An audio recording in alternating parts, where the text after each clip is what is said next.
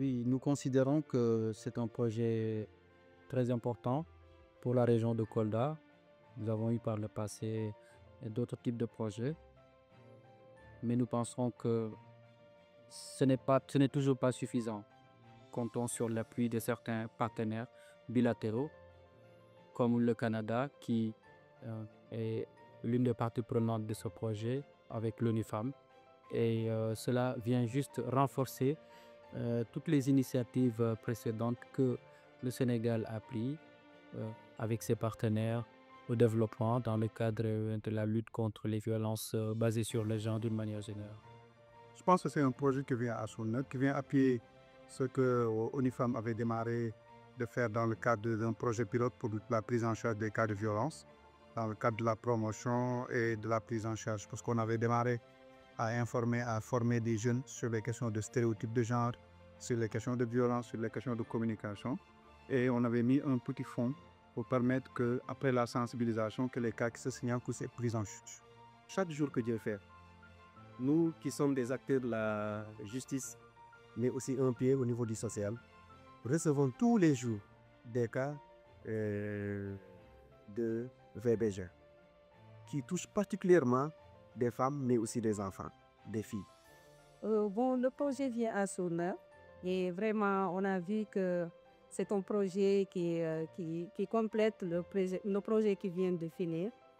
Presque c'est des activités ou bien des actions similaires. Voilà, donc, il s'agit à son heure. Actuellement, on a vu avec la projection au niveau de la région de Kolda, qui est là où il y a autour de presque 28% de violence. Dans le cadre de l'implémentation des projets de ce genre-là, surtout qui touchent à des fondements culturels et parfois même religieux et coutumiers, parfois c'est peut-être des situations de rejet. Puisque vous savez, si je donne par exemple le cas des mutilations génitales, elles sont ancrées dans certaines communautés, elles se font depuis plusieurs siècles.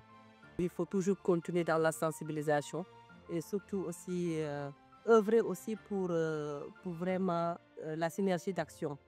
Ouais, surtout même aller dans le sens quand même de créer un cadre donc transfrontalier qui va vraiment essayer quand même d'unir donc les autorités de Gambie comme de la Guinée-Bissau et de la Guinée-Conakry pour pouvoir vraiment aller vers l'abandon de ces chefs-là. Ce qu'on doit faire, c'est d'avoir les mêmes niveaux de communication pour toutes les personnes, que ce soit tous les services de tous les ministères, qu'on puisse avoir le même langage, les mêmes niveaux de communication, les mêmes informations qu'on dit au niveau de la communauté.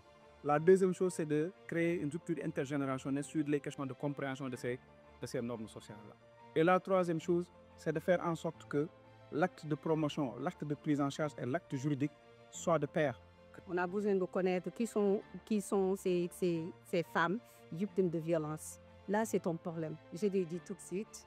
On a rencontré des problèmes pour avoir ces données-là. Voilà, donc l'autre point aussi, les gens ne dénoncent pas. Au niveau plus reculé, dans les villages et autres, il y a un manque d'informations. Les gens ne connaissent pas tellement les structures qui livrent les services par rapport qui luttent ou bien qui interviennent dans le cadre de la violence. On a plaidé pour que dans ce cadre de ce projet-là, qu'on puisse avoir un fonds dédié aux services qui travaillent sur des questions de prise en charge. Et maintenant, les services qui sont sur les questions médicales, que les gens puissent référer au niveau de ce service-là et que l'accompagnement soit plus rapproché. L'autre chose, c'est qu'on puisse faire beaucoup plus d'activités de promotion. C'est des activités de sensibilisation parce qu'à chaque génération, il faut sensibiliser.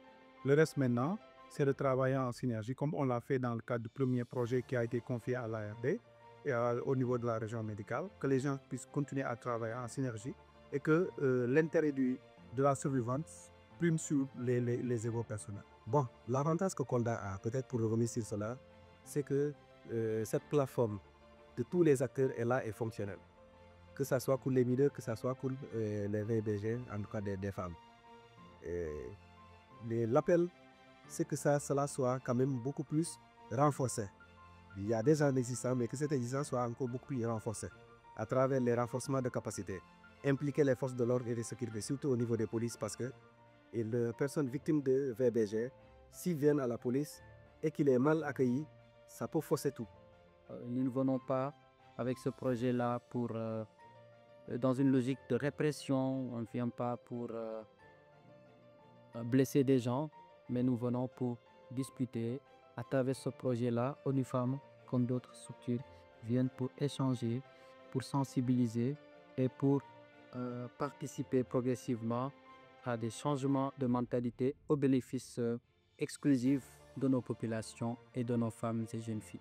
Donc le message, c'est un message de paix, un message de dialogue, mais aussi un message de compréhension et de solidarité. Parce que les femmes, on dit que la femme, c'est la vie. Et donc, nous nous engageons vraiment aux côtés de ONU Femmes pour la réussite pleine et entière de ce projet-là, au bénéfice des populations de la région de Kola.